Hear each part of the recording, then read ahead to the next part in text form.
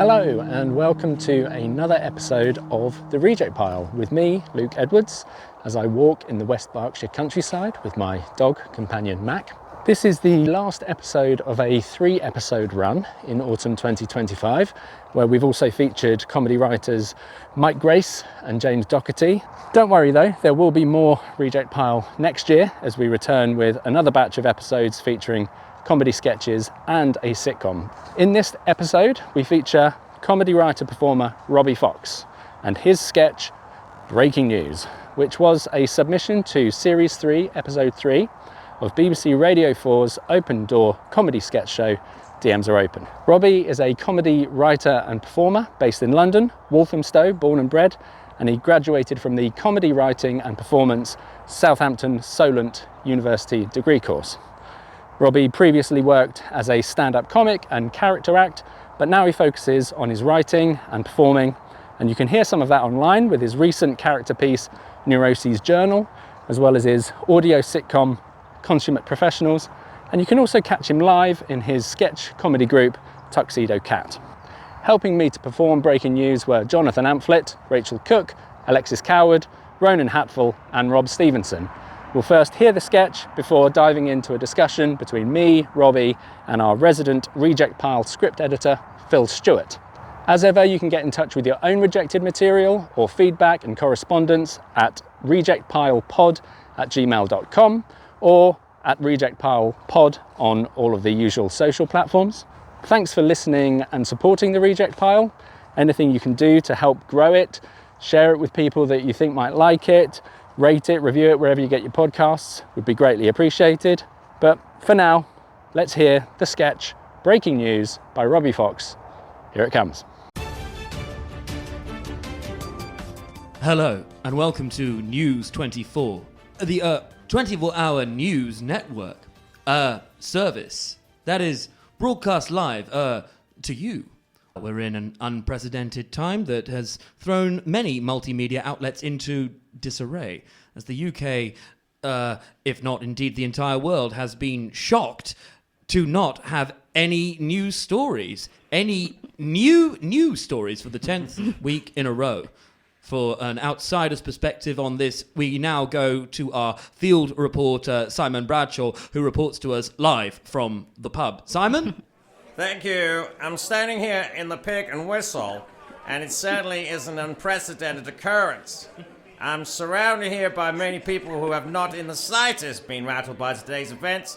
It seems that the regular exchange of money for alcohol, or indeed non-alcoholic beverages, has gone unaltered, leaving many customers moderately satiated. I spoke to one man who seemed nice. How are you finding it here in the pub today, sir? Oh yes, it's grand. A bit funny having your camera crew here.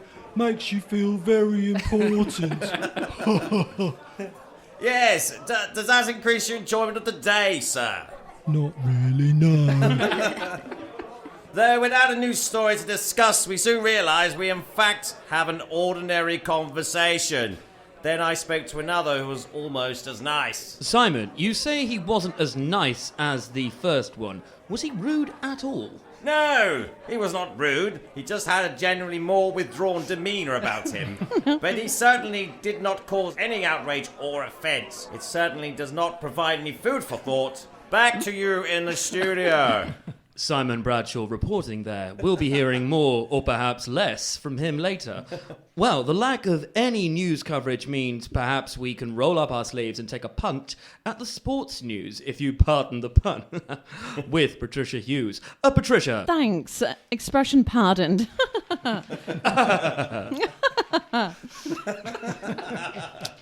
Well, today, the truly titanic matchup between long-term rivals Southampton and Portsmouth concluded in yet another no-score draw, making that the 37th instance in a row. It has been speculated that the match did not in fact take place at all. Many others have refuted this idea, stating that they definitely thought it had, or was almost positive that the match was on and that somebody won it. which just goes to show that the true value in this game is taking part. One player, Antonio Salsaverde, had this to say. I feel that we played well today. You know, we trained very hard. We may or may not need to train harder. But the team gave 100% as always, presumably. I'm sure we'll go on to victory, possibly, again in the near future. Can you give us any hints as to whether any goals were scored? Whatever. We get paid the same. Back to you, I guess. Wow. Tantalizing results, I'm sure you'll agree. Christ, what else is there? Weather! Yes, weather. We can now expect some legitimate coverage from our ever-reliable weather presenter, Abigail Jessup. Abigail? Hello and welcome to the weather forecast. Well, I'm pleased to reveal that we do have some news for you, which is that the rest of the week will be nicely devoid of excessive winds, rains, clouds, sun, or even sky. We can expect the entire country to be enveloped in total darkness at least once a day. As despite the lack of news stories, the Earth has in fact continued to spin in place, orbiting around the sun, which may or may not be there. Temperatures to be anywhere between freezing and adequate, making this an excellent opportunity to make some plans for the distant future. Back to you with the local news. Just keep talking and focus. We can't let anyone know how bad it is out there. Do your job. Well, now, we can all take a nice sigh of relief and, the memory of all the people who have not died today will be holding a 23-hour silence. Robbie and Phil join me now. Hello, guys. Hey, Hello. Luke. Hello. Hope you're both doing well. Thanks for joining me in the reject pile. Here a we are lovely again. studio It is. It's great, isn't it? Yeah. So thanks for joining us, Robbie. I wondered if you'd like to start by telling us about the inspiration behind the sketch Breaking News. Right, the breaking news sketch started as a submission for DMs Are Open on BBC Radio Sounds, and they operate by giving out a sort of cue word each week, or a couple of them, and one of the words was breaking. And one of the first phrases that came to my mind was breaking news, and I think that there's so much that you can do with that, because just the phrase breaking news does tend to sort of heighten a sense of urgency. What did you do with it? So I tried to just make it as ridiculous as possible. So the breaking news is that there is no news. Yeah. So the news is broken, effectively. In more ways than one. Absolutely. And then where did you go with that? Starting with the characters just having nothing to report on. So then reporting on, the lack of news as an event, trying to commentate over the lack of news, and keep elaborating as much as they can out of nothing. Yeah. And I think there is a certain amount of that already present in the news. I know, particularly when people are trying to speculate about, what's going to happen.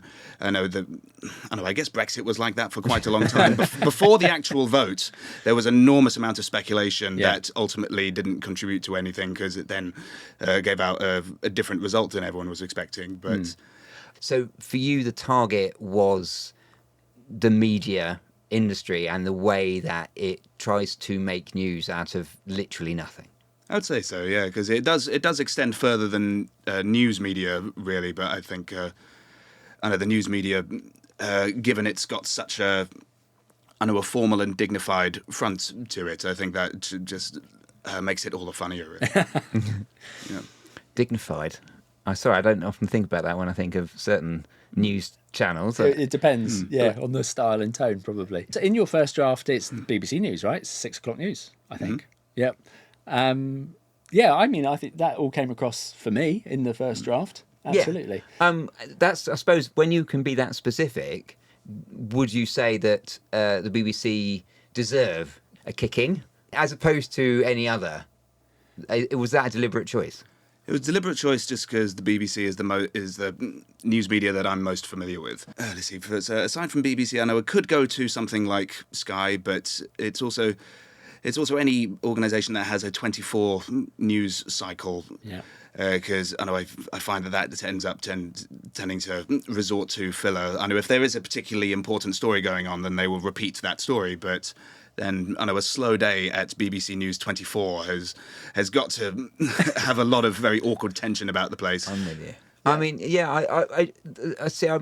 Like I did last time, I'm kind of defending the thing that you want to attack and going, well, the BBC is great. And I'm a big advocate. And considering you were submitting this to the BBC themselves, was that a wise... Is that why they rejected me, do you think? If you'd attack something that is... Well, if you think of the channel as being somewhat left-leaning, particularly Radio 4... Would it have been, you think, more likely to be chosen if you'd attacked a more right-wing channel? Say, like, let's have a go at GB News and ridicule that. You know what I mean? So I was just thinking, in terms of being that specific, it does then lead you down certain, I don't know, assumptions that people can make about what you're trying to do with your sketch. And that's the sort of notes that I give is going, if you're going to be specific, understand that that's the consequence of that specificity can make people decide whether they want to pick the sketch or not. If you want it to be just generally news in general, then I would have either made up a fictional one or not mention the channel at all and then let the audience decide. I suppose to follow up on that, was it important that it was BBC? It wasn't like... Not particularly important, no. In each case, then that brings me back to the thing I always say. If something is not important, cut it out. Yeah. If it's that easy to just... Then it doesn't need to be in there. And as I've said, I don't know how many times, it should... sketches are particularly an exercise in being concise. Yeah. Of just stripping out absolutely everything that you possibly can to make it... Yeah. To make it work. Well, you'll see where we end up with the final draft. Yeah. Whether we're still in a BBC News studio. Well, I don't know. I don't know. So what I guess, when I gave notes on the original version of the sketch, this initial idea, yes, there's nothing going on. And then I would like to see how that escalates. What is it that people do? Because in my mind, you've got several options. One is that they go to extreme lengths to try to make no news newsworthy. Or maybe they start creating news and, I don't know, starting a fight and then reporting on said fight or something like that. But the characters need to react to the situation that you set up. And so in your case, what did you think you'd like to, your development area, where did you want to go with this? It would be the former that you mentioned just there. So I know commentating on nothing happening as if as if it's newsworthy. Yeah. So I know it starts off with the host as the general newsreader saying that there is nothing. Then they go to a field reporter who is saying that nothing's going on. In fact, he's in the pub. Yeah. And then going over to the sports presenter who has nothing on it. So apparently there was a match, but nothing happened. Yeah. And then finally the weather. And so trying to escalate it as much as possible, the weather presenter then states that there is absolutely no change in the weather. The sun hasn't even moved. Yeah. Yeah. I mean, I suppose there's two things I think of there. Is one, I'm sure you are aware that many years ago there was a no news day. Have you heard about this? Yes, that was a segment on QI, wasn't it? So it might have been. But there is no news today, so here's some music. Absolutely. Yeah. So it is a real thing that has happened. Yeah. And the BBC didn't try, at that time, try to make something out of nothing. So that's why... But going back to your sketch, yes, they noticed that there's nothing, but the escalation then, or the resolution, what do you think your characters are going to do about this situation? And that's what when I was looking at it, I'm going, okay, where is this going? I'd say it's a bit like a game of hot potato, really, where I know each of them is on camera for a short time, and they have to, elaborate as much as possible. Then sort of come to the point where they're saying there is nothing happening here, so back over to you. And so then it's each person is in the spotlight. Yeah. Yes. And just trying to hand it over to the next person, which is more often than not the newsreader. Absolutely. And what I'm thinking is, though, where did you think it would end? What would be the natural resolution of the situation? If it go around in an infinite circle, they just keep going back, or how did you seek? Because one of my notes was that the ultimate punchline that I had on the first draft is that I thought the punchline didn't really connect to that idea.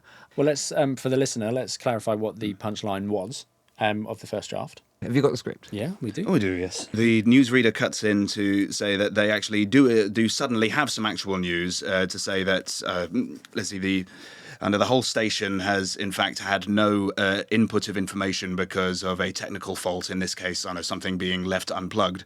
And the discovery of that means that the lack of news is just due to sheer incompetence. But we do indeed have some breaking news. Here, within the confines of the BBC News station, our internet supplier has ceased all activity to the studio due to a lack of payment since the cutbacks announced last week. See, now, I did not equate that with the reason why there's been no news is because they haven't been able to collect information. I just saw it as, oh, okay, so their internet's been cut off. Or the connection is not obvious. And it also, dare I say, it doesn't explain why the weather and the person out in the sport and all of those things doesn't, although it might explain it if they were just in the studio, it doesn't make sense for the other bits. So I didn't make that logic leap, which is why my note was, I don't see how that connects with the logic of the sketch, which is this idea of, no news. Now you've explained it to me that the idea is that their lack of internet now is the cause of it all. I can understand that that's sort of a punchline. And I can relate to that. I think I had the same experience as you. And it wasn't until the way you delivered that just now is exactly how you delivered it when you sent in the recording to me. And then the penny drops. It's like it's so important, the delivery of that pause and then the this for one reason or another that doesn't come across on reading it. I think one of the things that we've talked about before is that it's got to be clear on the page for the reader to be able to get it to the stage where performers get to perform it. And in the same way that the actors, when they read the script, they've got to understand what's going on and not have you in the room explain it to them, if you see what I mean. I mean, though it's helpful, it's got to pass all those barriers first. Now, if we didn't get it, it's good chance that the same reaction to, the people over at the M's didn't understand that link. So, but I'm sure a small, adjustment in the dialogue might have made that connection more obvious. Yeah, I think so too.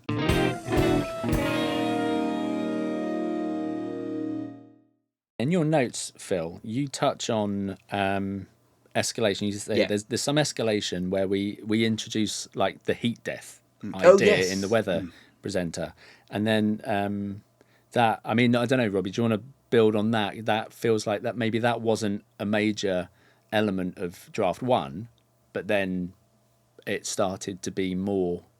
Was it more of a thing in the second draft? Yeah, in the second version, there is a different payoff to the whole thing, where there's an extra character who appears very, very briefly, and also the second version is at least written to have visuals with it. But is the visual version the one that you recorded? Yeah, this one that we've got down here. There is a third draft which we do not have printed here, which, to be fair, was written a while ago, so it might not be front of mind. So what I'm talking about there is, I mean, it's kind of similar. The second draft still has the internet supply being cut off, and the presenter references cutbacks, and then the weather presenter jumps on that and is like, "Wait a second, cutbacks," and it's. And it's kind of the newsreader responds to that. It's like, don't worry, or don't speculate, or something like that. So it's that second draft punchline is still around the cutbacks and the internet signal and the information flowing into the station not being there. But then the third draft, you do something different. Produced is, as you were just saying, the new character who's not in the first and second draft. I'm very interested to find out where you go with it, really, because I think that punchlines need to be the best gag of the lot. And so ideally each gag gets funnier and funnier, and then you get to the best gag and then you stop it. Yeah. And although you've got the repeated idea of no news happening, I think, although I know you've deliberately structured it, certainly in the draft that I read, to be like a news program. Yeah. It might be an idea to, instead of it being within that, so stuck within those parameters. We had that when Mike wanted to do what was it called, Dragon's Den, and he was so insistent that it fitted in within the format of the show, and I'm like, well, don't worry about that sort of thing, go where the jokes are. And I'm thinking you could have done more and more things that clearly something must have happened, and I don't know what that would have been, but gone to more and more, like, I don't know, time. Someone's checking the time. No, time has stopped. Or it's something where we've gone to a river and it's frozen over. Anything where movement and change has to happen, and you can just build that up to being more and more ridiculous. Yeah. What I'm curious about, this business about the internet not being paid for and the information not flowing into the studio, was that a target that you were going for? Were you making some comment about BBC funding and so on? And in the second draft, like I said, this weather presenter is worried about, like, maybe they're going to be included in the cutbacks or something like that. So you're making this comment about 24-hour news, passing comment about when there's no news. Were you also targeting cutbacks? I was. Or was it convenient?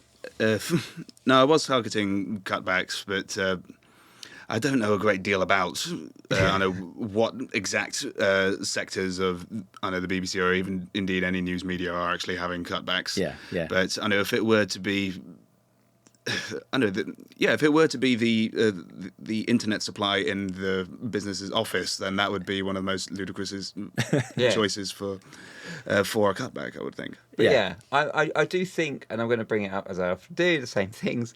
If you're going to write a sketch about a thing, or even if you imply a thing, research everything. Just get to know absolutely everything about a subject so that you can work it in. And if people ask, is it about this? Yes, I know all about that sort of thing. But I think if you're going to mention anything, really do know your subject. The other thing, I guess, that also brings up with me is what's at stake. So what if this company, there's no news happening? Are these characters under pressure to deliver? Is there something like, oh my God, my boss is going to kill me, we've not managed to make a news programme? So in order to escalate, you can always put things at stake, the consequences of the fact that there are no news. To me, okay, I'm curious to know where it goes, but I don't feel any pressure from a character or anything like that to make them think that this is a bad thing. And I mean, I haven't seen the latest version. Maybe you've turned it into a new situation. But these are the sort of thoughts that go through my head. When you're working on a sketch, there are several things that are common. And that is, you get a character and you put them under pressure in some way or another. There is something that they want and they're not getting it, and they've got to somehow resolve the situation. To see what I mean? So you could have gone, it could have built this up a bit more with more at stake and a clearer punchline, which links to this idea of, no news. Why is there no news? And there was obviously two options. One is that there is news and you're not getting it, which is the one you went with. Or the other alternative is, no, literally the world has stopped for some reason. And that's my personal inclination, is to go down the second route because you can get more laughs out of it. I mean, aliens come down and froze the planet or something. I don't know. Mitchell and Webb have done that. So Mitchell and Webb have done a similar no news sketch. Is that what you're saying? Well, not exactly no news, but they do have a sketch in there. In the TV version of their show where aliens have taken over and they have to cut their news coverage at that point to say aliens have taken over Earth, so we are now going to stop the broadcast. But if you'd like to see us being incinerated, then tune in with the red button now. There we go. So, I would like to point out that these guys know what they're doing. So aliens clearly is a good punchline. I've done it on a couple of mine, I think. Did I not write aliens? We've written aliens. Yeah. And there's they've got the other one about the event, and we don't we don't talk about the event or after the event. Oh, the game show one. No, it's just like this mysterious thing that has happened. The event, like this apocalyptic moment. Yeah, there is a TV show called The Event. Yeah. Which is apocalyptic similarly, and something weird. They must have been inspired. I think they must have been. It's either that or the other way around, and they wrote this big epic drama all about a Mitchell and Webb sketch. I think I'd prefer that. So, on the subject of the event and apocalyptic events, do you want to sort of tease ahead to the final draft? What Phil hasn't read yet or heard? Well, the final version of this sketch, and I altered the payoff to be that really there is news going on, and really some very, very terrifying news going on, but nobody wants to cause a mass panic across the country. I like that. Yeah. Before you say, I don't want to get spoiled. Can we play the sketch? Do you want to listen to it? I want to hear the sketch. Okay. Hello, and welcome to News 24, the 24-hour news network service that is broadcast live to you. Back to you with the local news. Just keep talking and focus. We can't let anyone know how bad it is out there. Do your job. Well, now we can all take a nice sigh of relief, and the memory of all the people who have not died today will be holding a 23-hour silence. Robbie, have you got any thoughts following hearing that? I'm glad you Oh, liked God. Oh, I missed that one. Sorry, what did you say? it. Any thoughts upon hearing the sketch? How did you enjoy it? I see. I rather enjoyed that. So I think that the delivery was a little bit sort of stilted, like pronouncing the ers as ah each time. But that's the way it should have sounded. But I rather enjoyed the sort of slightly panicky voices that they have. I liked that each scenario was taken to, about as far as it could go. Maybe there were a few bits that could have been trimmed down, like the guy who's being interviewed in the pub. Maybe that could be one line shorter. I'm still really pleased with the name Antonio Salsaverde as a footballer. Yeah. But I think he's in my fact, favourite. I'd He's take your out favourite his character. last line as well, I think. But overall, I was rather pleased with that. Stuff. Can I just check on the ers? Is that a commentary on this particularly BBC tendency that I've noticed? They really do drop into almost any sentence. Did they really? Was that where you were going with that? It wasn't where I was going with that. Okay. I don't particularly associate the BBC with that as much as just people in general. Okay. I know. Cool. I think that people tend to speak faster than they think quite a lot these days, so the ers are just a natural byproduct of that. Okay, interesting. I do have notes on this one. So the way that you explained it to me, again, listening to the sketch, I didn't quite grasp from what I heard as much as how you explained it to me. And also, while I was listening to it, I thought maybe the comedy would be that the audience knew this all along, and we're watching people struggle to do their job in extreme circumstances. Whereas the way it plays out, it's sort of structurally a bit weird. I don't know if it's better if the news organisation don't know at the beginning that there is no news and they are struggling to go, oh gosh, there's no news, we better do something about this. But that's not what you wanted to do. Okay, so you wanted to create a situation where they know there's no news, but then they tell everybody there's no news at the beginning. And I'm thinking, well, we've kind of, okay, so I'm not quite sure which... But I've got a different reading. Yeah. I'm wondering if it's something really, really, really bad has happened and they're not talking about it. Yeah, no, I would like that, but the audience don't know. I really like that idea. It's really Maybe Robbie can clear it up for us. Yeah. Well, no, it's more that there's, I know every subject is about as bad as it could possibly be, and they don't want to start a panic. Yeah. So even with the weather presenter, that could be alluding to climate change. And things are getting so bad that everyone's going to have a heat death. But of course, we don't want to tell everyone that they're going to die of heat death, or I know everyone's going to die in a much more violent manner and much sooner. I think the issue there is you've got characters who don't want to talk about things, but the audience need to know what those things are that they're not supposed to talk about. And I'm not sure that is made clear from the audience perspective. I'm sure it is in there if you know to look for it. But I just, from hearing the sketch, I don't know if that's made... Maybe I'm thick. There is always that possibility. But then sometimes you have to assume the audience are idiots, because I think we've talked about this before as well, that, confusion is a killer of comedy, isn't it? Yeah. Who says that? James Carey. Here we go. And I was confused. So I was struggling a bit, and the fact that when you introduced it, that helped, but of course the audience aren't going to get that introduction. So I would have liked a clearer setup, which is there's something obvious, awful has happened, you drop it in some subtle way or something, gosh, there's a meteor or something and we're all going to die. Shh, we can't talk, we're now going to go into a news program, and they've got to talk about everything, and then every now and again the subject somehow comes up to talking about this imminent death, and somehow they've got to drag it back.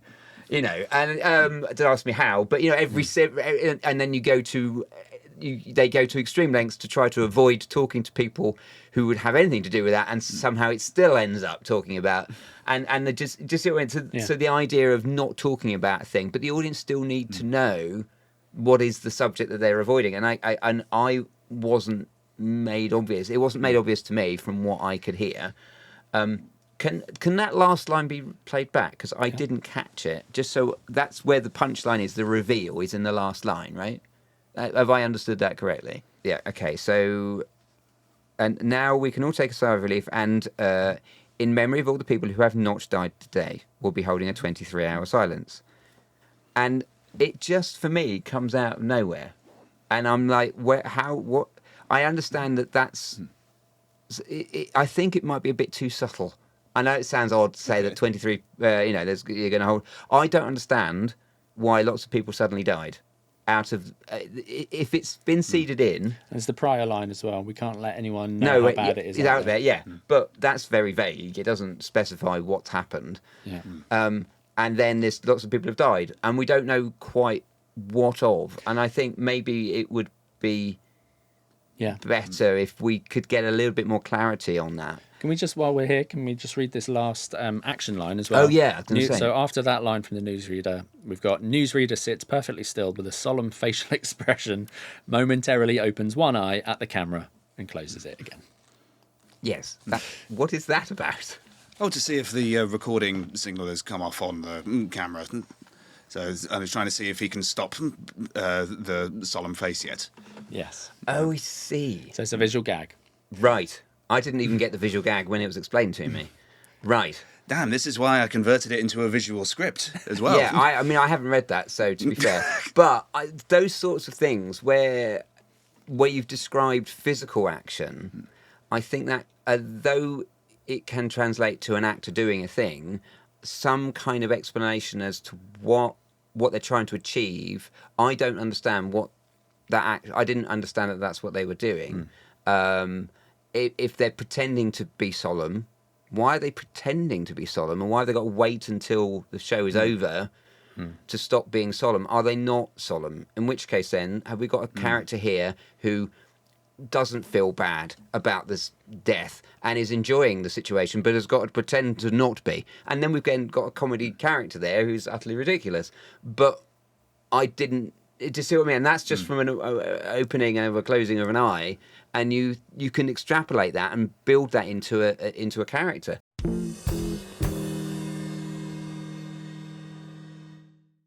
This is a visual script. Having heard it, is there anything that you think is fundamentally missing from the audio radio version that the visual version includes? I don't think there is anything in particular missing from it. In fact, to be totally honest, I think I prefer the earlier radio version, or the version that was recorded by your cast anyway. Yeah. But that is that script, though, isn't it? Yeah, it is. You just took out all of the visual. Well, I stuff. wanted to. This was one of the things I wanted to get to. Was where were you coming from with converting it to visual? Was that something that you just wanted to do as a writing exercise, or? It was through a contact I made at the London Comedy Writers Group, where I know because me and a couple of friends from that group have started doing some sketches on stage, and I know there's a chap who has approached us about doing some sketches that could be filmed. And so I don't think that this sketch would particularly work on stage. I'm not sure how we'd stage it with our resources at present. Yeah. So I know if this were to be made into a visual thing, then I think that would give our contact something to work with, because then largely a lot of these characters would be appearing on green screen, except for the character who's at the pub. Yeah. And Yeah. Also, going forward with this, because I definitely don't want to leave audiences confused at all. Because I know when I do a first draft of something, I tend to try to include as many jokes as I can, regardless of whether or not they're in keeping with the tone or the style of the sketch, and that. So I know once the first one gets heard, perhaps at London Comedy Writers Group, then I pick up on what people are attaching to the most, and then try and get rid of the surplus after that. I definitely don't want to confuse audiences, but it also clashes with, I know, a good quote that I heard. Someone was speaking about Monty Python and saying that I know they would deliberately not spell out the content of their sketches, because I know that in itself is a gesture of respect to the audience. Yeah. Because I know they're saying that we trust that you're going to understand this joke and you don't need us to hold your hand through it. But at the same time, if there are certain flaws in the script to begin with, I know then you are effectively digging yourself a hole, because I firmly do not believe in blaming the audience when the audience don't laugh. Yeah. Good point. I think the thing, comparing it to something like Monty Python, those guys are, the masters of what they do. But it is a very difficult art to get that balance between how much information do I include in the script and how much do I assume the audience will understand. And that's knowing your audience and who is this you're aiming it at. And maybe I'm not the audience. Then that goes back to the DM's audience and the reason why it wasn't. I mean, this version obviously was never sent, but it's when you submit a script to DMs, it's very important to understand the Radio 4 audience and also the audience that DMs are trying to appeal to. I've got a note on this. I think what really comes across, is like your style and your voice, your tone of voice. And it's really interesting. We've been getting a lot of sketches coming in from different writers, and they're also, you get different writers' tones. And there's just something about your delivery that really kind of comes across. It's a very like Robbie I don't know what you mean. In a way. But I do wonder if that is not necessarily a DM's style. Do you know what I mean? It's very conversational, and a lot of the laughs, they're not set up and punchline. It's just these strange little turns of phrase and that sort of thing. But I suppose that you're a performer as well, aren't you? I am. Yeah, and I think that shows in the way that you write stuff in a way that you want it to be performed, as in if you were performing it, how you would perform it. That's very true, yeah. I often sort of think about, if I were the character saying this, how would I want to say it? How do I want it to sound? Yeah, and if you're writing a sketch that is good for your voice, but not necessarily open to other interpretations, that might, people might struggle with that because you've got a particular way that you go about delivering things and how you are as a person. And although, when you get famous people who write, like Mitchell and Webb, they write for themselves to perform, and Monty Python are the same. So they can get away with being a little bit more because they will pour their own personality through the performance and suddenly the sketch will land. When you're submitting to something like DMs, it's not going to be your voice performing it. And so you need to really make it easy for the actors to understand the character's motivation and the objectives and all those sorts of technical, analytical things, so that without your own personality in the performance, it still lands as a sketch. But I feel like Robbie's done that. I think what I've been really struck by is Robbie did a read through of the first draft, and then obviously that cast has performed that. Yeah. And there's a lot of the cast didn't hear your read through. There's a lot of similarities, like what you've put, and there might be some parentheticals in there, are there?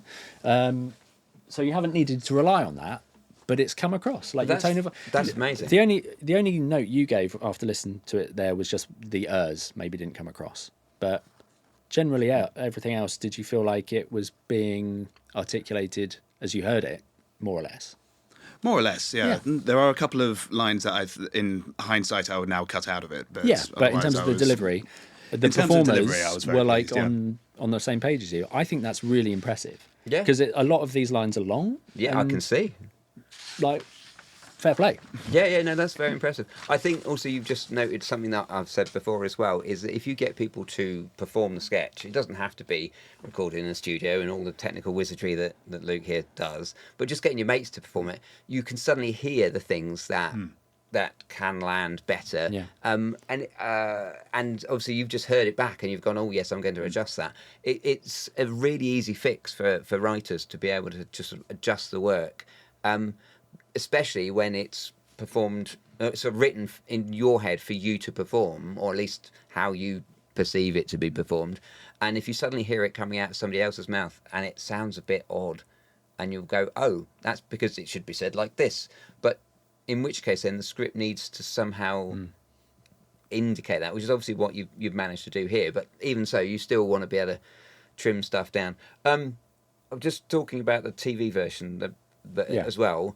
One thing I noted on this is if you've reformatted it for TV or for visual medium, and it doesn't actually gain anything to the sketch, it probably doesn't need to be a visual sketch. If it's, unless it's got visual gags that are essential for it to work, then make life easier and just write yourself it as it. And I think that's one of the things you said earlier, is that you preferred it to be. You preferred the audio version, yeah. Which presumably then, when you go to do a new version of this, you will then revert back to the audio format. I am thinking so, yeah. I think, just to build on that, I think one of my notes is that I don't think the escalation with the floor manager being introduced and saying, look, we can't tell people how bad it is, I don't feel like that came across in audio. It's reading the script, it's clear that it would come across far more obviously in video. So yeah, I mean, based on go on. I was just going to say that's why I think that line should be right at the beginning, because they can do that pre-show and go, don't tell them about the thing. Yeah. Oh, all right, and then you get the theme music, because then we've established the fact that person is not part of the setup. Yeah, they come out of the left field. Yeah, it's the only line of that character. Yeah. But yeah, I just think it's very interesting that you just by rewriting a sketch and then giving it a performance and then hearing it and realizing that there are elements in this that it just what I'm trying to say is that I think sketches will lean towards a particular medium, and if this joke is, and certain jokes will work on audio and radio, some jokes are more visual, and I always think that just lean into that as much as possible and make it deliberately, this is a radio sketch. Whereas this version, as I think you made clear, is actually a radio sketch, but you've somehow written it for the visual medium and it doesn't quite land. And I think that emphasises my point, is that whenever you're writing, you should always be aware of the medium that you're writing in and try to make the most of that medium and so the heat death of the universe or whatever it is, just the most extreme things, because you can do it on radio because it doesn't cost anything. Whereas if this was a visual thing and suddenly we've got to explain that there's some really big apocalyptic thing, suddenly you have a shot of maybe they open the studio door and a nuclear bomb has dropped, and that would work as a visual joke. It'd be really expensive, but then you'd be able to explain the gag. Robbie, have you got any thoughts? Is there anything that's going through your mind in terms of what you might do next with this? Well, before I say that, I'll say I know it's quite pleasing to talk about this subject, particularly in what works in a visual and what works in an audio capacity, because this doesn't really get discussed much in the sort of the groups that I tend to be with. There are certain professional comedians that I've heard do the same material in the radio version of their show and the televised version of their show, like the Mitchell and Webb Look and also the League of Gentlemen as well. But let's see. Going forward, I certainly would like to try having it with the floor manager's sort of panicky warning being done right at the start. And I think I would prefer to keep it to the radio format, but honestly I would be open to doing it visually if it were to be done as sort of like one of those TikTok videos. That's one bit of advice that I'm consistently getting from people, is that I need to be on TikTok in order to get noticed, and I've never used TikTok before, so my motivation is weak at best. But at least with the characters, I know newsreaders in that situation, they can have that sort of that profile view of them, and then going back and forth between each of the characters. That at least could work. Yeah. I do think that the radio version is a stronger way of doing it, but I know if we are going to try and launch ourselves as professionals, then we need to also establish flexibility in how we work. I suppose I'm going to give one note on that one, is that don't try to force a sketch into a medium that it doesn't naturally belong to. And although you could probably do this on TikTok, if the strongest way of delivering this is on radio, do it as a radio version, and then if you want to do a TikTok on a similar theme, then great, then do a visual one. But I think it would be a very different script because you've got that visual element. But I mean, you could do it on TikTok. It would just need to be a lot shorter. Yeah. And you could have it as a series of little mini sketches with each one going, like, so you have the pub and then you have the weather, and each of these could be a multiple parts of an ongoing sketch. And then each of those parts will have the punchline of, we're still trying to not talk about something, and then eventually that builds to but I do think we need to find out what that something is, even if the something is something really stupid. But I think setting up the fact that they're not talking about something does need to be made clearer, but also not talking about something and there being no news. I'm struggling to see the link now I think about it. That seems to me two separate things. You've got a sketch about not wanting to talk about a thing, and situation arises where it seems to be just keep happening. And then there is a sketch where people want to talk about news, but there is no news to talk about. And this, arguably, maybe they're two different sketches. It seems to me like two different sketches, and arguably almost two opposite sketches.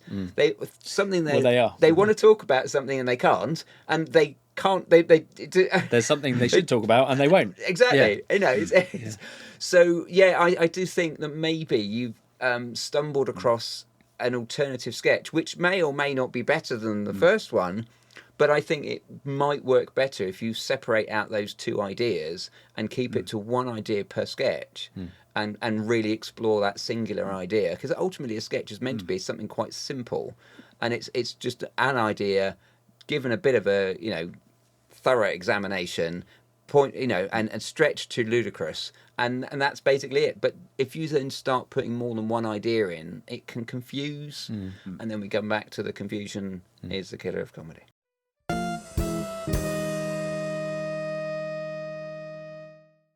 What has happened? What can you tell me? What the mystery is? What was the event? What is the event? Do you know? No, I don't know. Fantastic. But what roughly is it? Just something that's caused lots of people to die? Yeah, I think so. I don't know, it could be the outbreak of nuclear war or something. It's the most extreme thing that you can think of. So I think that you could have had a punchline that reveals what you should have mentioned at the beginning or something, or implied it, and then the payoff is that it isn't that. We you know what I mean? Everyone, the audience is given the impression that there's nuclear thing. Actually, no, Arsenal just didn't win the cup, or something really uneventful. Could be alluded to with in a different way to the floor manager saying it. Say if starts off with BBC News intro, hello and welcome to the evening news, and then there's the sound of an explosion in the background, cut to static, and then it starts over again. Hello, welcome to BBC News. This is very. There is no news today. Yeah. Exactly. And then you've got, then the audience understand a bit more about, we've got a situation here. But then, of course, you've got to resolve that situation. Yes, you have the repeated thing of, we're trying to do the job, okay? And you go through the different departments, and the weather and the sport and stuff. But then something's got to happen to finish it, and that's quite difficult. But that's the hardest part. That is Let's hard. be honest. If you've dropped a nuclear bomb in the first page, how do you undo that? I don't know. But that's the chat. Nobody said being a writer was easy. No. I think the easiest solution is that you don't drop the nuclear bomb. Something has happened, and then you reveal that it, and you strongly imply that it's a nuclear bomb, but it's something completely pathetic instead. Yeah, maybe the news that they're trying to cover up is that the latest sort of celebrity has been cancelled over sexual misconduct, but it actually is the news reporting team. All of them are going to be wiped out at the same time. Yes. Yeah, I mean, but they're live on air. That's what you can do if you just really push and pull these ideas and see where you can go with it. I do think that people often write sketches, and I'm not saying this is one of them, but it's their first idea. Keep pushing that idea and see where you can go and make it into your best idea. Don't just settle for the first one that comes in your head. You start writing, and then you go, yep, that's finished now, I'll move on. But interrogate it, give it a good, see where else you can go with it, and suddenly you might pull out something that you hadn't even expected. Robbie, do you just want to tell us a little bit about your influences, your style, your process, that sort of thing? How do you approach writing? How do I approach it? So influences. I consider myself to have quite eclectic tastes, really, because I like the madcap daftness of something like Monty Python's Flying Circus, but I also really enjoy the sort of visceral satires of like Armando Iannucci. Like The Thick of It, seasons 3 and 4 is just about as perfect as television gets. I think it's very. I think the toughest bit is getting the initial idea, but I have noticed that the ideas can spring on you at virtually any time. So I know if you. Once you've got the initial idea, just keep it in your head for a few weeks, preferably a month, and there's little details slowly start to add up. You consider certain things, and you think, actually, no, that doesn't quite work. That actually does work, so I want to keep that. And then by the time that you arrange yourself a few hours block to start writing on it, and if you have a good sort of brainstorm's worth of ideas, then that's what you need to start with. Because I've heard some writers talk about they start writing with a blank page in front of them, and I find that never helps. Yeah. No. So you got to you can have say the blank page on your laptop, but you need to have the little book of scribbles next to you. Yeah. I know that when we've worked on sketches together, it would be a case of, okay, we've got a subject. What does that relate to? And we'll do almost like not a spider diagram, but something like that. It's like word association. Yeah, word association. And then from that, we'll sort of see where we can go with it. And what are the sort of even random things. We did a little list and stuff, didn't we? Of all the words and all the thoughts that connect to that particular theme. But then you take one of those, and it doesn't matter really which one, because you'll just give it a push, see where it goes, and then I think you learn through the writing process of, okay, this may not be working, but then what would make it work? So I guess what you were saying about your process is similarly, if you've got an idea, don't be worrying about it not being a good idea. Any idea is a good idea if you push it hard enough. And you just see where it goes and see how it evolves. So I'll add one more thing to do with the writing process, because I managed to have, sort of a breakthrough earlier this year. But I gave myself a writer's holiday, because I know I'd heard the phrase before and never fully understood it. I know if you're able to write, then why do you need to do something like that? But I'd been through sort of a stretch of several months where I'd barely gotten anything done. So I did a week's holiday in an Airbnb, and it was within England, so I know it wasn't terribly expensive or anything. But I decided that every day I was going to write as much as possible. I would treat it like it were an actual job. So that's amazing. I would get up at 7, write from 8 till 12, go out for lunch, and then write from 2 till 6. And I did that 7 days in a row. No. And by the end of it, I had 3 episodes of a sitcom, and 7 sketches, including the last draft of this one. Yeah. What you're talking about is absolutely the way to do it. I cannot. I am guilty as anybody for not giving myself time to write. The whole idea of a writer's holiday is genius, but just having that routine of writing between hours and hours. I interviewed J. Michael Straczynski, if it means anything to anybody. No, I'm getting blank looks. He did Babylon 5. He did Thor, the movie. He did Sense8. He does lots of big things. He's a big comics writer and all that sort of stuff. But some years ago, I interviewed him, and he was talking to me about his process, and absolutely, he's gets up in the morning and he treats it like a job. And you know what? That's because it is a job. Writing is a job, and if we should treat it as such, and we should respect it as such. But we seem to think, oh no, it's something we do in our spare time, and we can get distracted and all that sort of stuff. I remember when I did my dissertation at university, I had 12,000 words to write. And I was struggling and I was all over the place. Like, I don't know how I'm going to do this. And then one day I went, I'm going to decide, if I write 500 words every day, or whatever the maths was, 200 words it might have been, not that many, but I start at 9 o'clock and I write until, but as long as I've reached target, and then I was doing that, and then I would seem to be getting into a routine, and I was writing more and more each day, and then I somehow managed to hit my target. And I'm thinking, oh gosh, I never thought I'd be able to achieve this. And I think it's the same with any writing. If you just say, right, yes, okay, writing the whole thing is too much. Even writing a sketch, 2 pages sounds like a lot, blah, blah, blah. Just give yourself a target that you think you can achieve. 50 words, 10 words. So it does work as a process. It's giving yourself, being rigid, being disciplined. You have to be disciplined to be a writer, I think, if you want to make it into a living. And I would hope that any writers, I mean, yes, you can do it as a hobby, but I don't think it's quite as productive.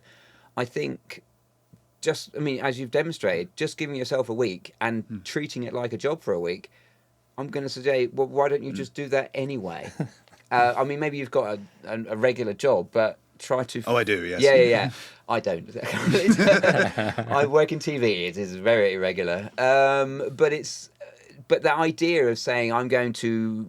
I mean, even if calling it a holiday is nice, but it is I'm going to give myself a job of writing, and the reward, the payment is I will end up with a script. That's what Joe Straczynski was saying to me. He said, you've got to write every day. You just got to show up. Yeah, you got to show up. And he was saying it's no different to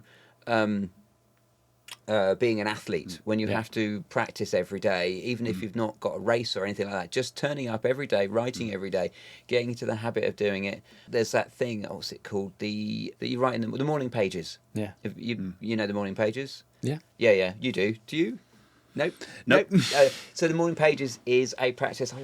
It's like a free writing thing. Yes, and basically the idea is that the first thing you do when you wake up is you write for, is it about 15, 20 I think minutes? different people do different But things. yeah, right? and the idea is you haven't got something to write. You just get into the practice of writing whatever's in your head, and it's free writing, and you never ever look at it, and you never read it.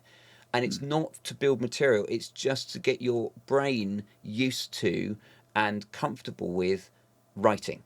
And it's a very good exercise just to be able to exercise that muscle. That does remind me a bit of advice I heard. It's not exactly what you're talking about, but a thing that I had heard once was to write down your dreams, to effectively write that straight away after you wake up when it's still somewhat prevalent in there. Because I don't know if this is true, but apparently it helps you to tap into a very creative part of your brain, just being able to remember what your dreams were. And the best way to remember is to write it down the moment you wake up. If you start writing before the day starts, it's incredibly powerful. We are continually nowadays given a barrage of media all the time. It's 24/7, and it's just kind of noise. If you start writing in that silence before you even have a conversation, it's incredible what comes out. And it's the same way because you're still in tune with that creative part of you that was turning over not that long ago, like I say, producing dreams. I'd like to move us on. Robbie, how do you cope with rejection? Not well. Sorry, how do I cope with it? Yeah, this show is the Reject Pile, and we're going through this cathartic process. We're talking about rejection. We've featured your rejected material. If you get rejected, take some time to figure out why. Yeah, I think it's a positive thing. I've said before, I think making mistakes is better than success because you get an opportunity to learn and you make yourself a better person. As long as you learn from it, that's the important thing. Yeah. And to be outside of your comfort zone a little bit, doesn't have to be wildly because that can be, completely weird. But if it's just a smidge out of your comfort zone and you try something and it doesn't land, okay, that's not. We should be accepting of mistakes. I did a speech at Latitude Festival a couple of years ago because I used to run an improv workshop, and one of the things that improv is all about is embracing mistakes and being open to what happens. Robbie, I think to wrap up, can you just tell people where they can find out more about you, the work you're doing, where can they follow you? Let's see, there's a little bit of material on YouTube from back when I did stand-up, but the big project from recent years is an 8-episode audio sitcom called Consummate Professionals, which is currently available on Spotify, Apple Podcasts, Podbean, Podchaser, and I know a bunch of others. Let's see, that is, 8-episode audio sitcom there. I know it's entirely written by myself. It features a cast of, I think it's about 24 people in total. Can I just say, it features Alexis Coward, who performed in your sketch. Oh, brilliant. How is she? She's grand. Let's see, Consummate Professionals is the big one. I'm currently working on Neuroses Journal, The Monster Mash, which is based on the horror character I used to do on stage, Neuroses. This is the project that's been deliberately written to be an audio comedy rather than the stage stuff that Neuroses always was before, and that will all be released this October. Fantastic. Yes. Busy. And if you're in the London area at all, I'm also part of a sketch group called Tuxedo Cat. We're still in the early days as of yet, but we want to try and build up to doing an hour-long show to perhaps do at the Camden Fringe or somewhere nearby and accessible for our first run, and hopefully try and build up to doing a run at Edinburgh in the future. Fantastic. Wonderful. Where can people follow you and sort of be kept up to date with your news and all these exciting projects? I've got a Facebook page that's just Robbie Fox Comedian, but I regularly check the Consummate Professionals Facebook page a lot more often than that, so that's probably the most direct place to look. Okay, that's great. Well, thanks so much for coming on the Reject Pile and sending breaking news in. Well, thank you very kindly for having me. It's not a problem. Phil, anything you want to share? Any projects you got in the? I'm working on various things, none of which I can really talk about. I worked on Things You Should Have Done and We Might Regret This, which are 2 BBC sitcoms. Where can you find me? I'm on the social medias. Zenith Bootleg is me on pretty much everything. But mostly I'm doing kind of stuff behind the scenes and working on my short films. I've got 6 short films I'm currently got in post, plus the film of my play I did last year, none of which have shifted very far in the last few months, but I want to get them out. Okay. Yes. Well, thanks so much, guys. Thanks again, Robbie. This has been The Reject Pile. I've been Luke Edwards. Thanks for listening. Goodbye. Goodbye. Goodbye. It seems that the regular exchange of money, or for alcohol, or indeed non-alcohol beverages, has gone unaltered, leaving many customers moderately sedated. Leaving many customers moderately